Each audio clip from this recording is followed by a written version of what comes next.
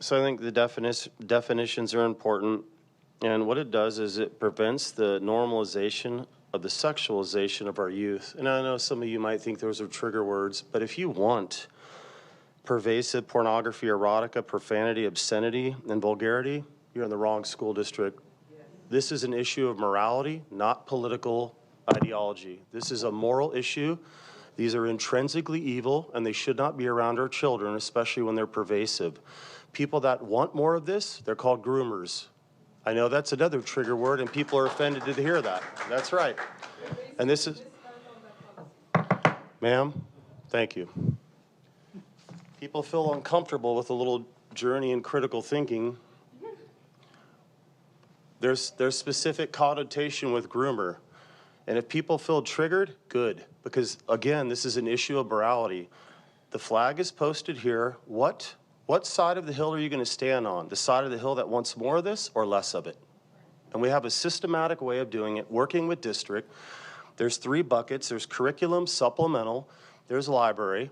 There's also the act of diplomacy to where this doesn't take effect to the beginning of the next school year in August 1st. In our subcommittee, we talked about that because there's certain curriculum that might have books that might be considered pervasive, you know, in their, that are already approved for the school year. We don't want to disrupt the flow of the school district. So Mrs. Wiersma and I and the district staff, we've considered this kind of stuff.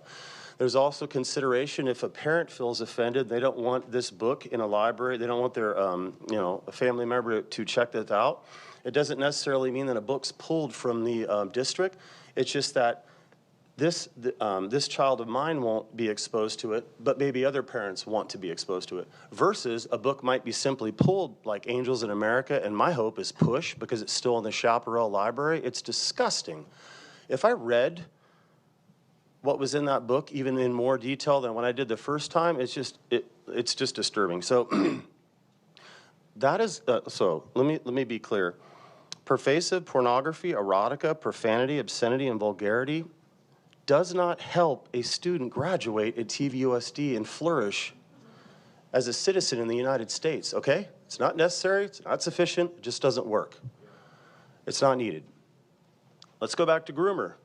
Someone who grooms a minor for exploitation, and especially in a non-consensual sexual way. It's like the breakdown of the walls. When you start exposing kids to this and you start normalizing, if you think that that's a problem here, it's all throughout the United States where parents and teachers or admin are starting to think about, all right, what are we going to do with our district?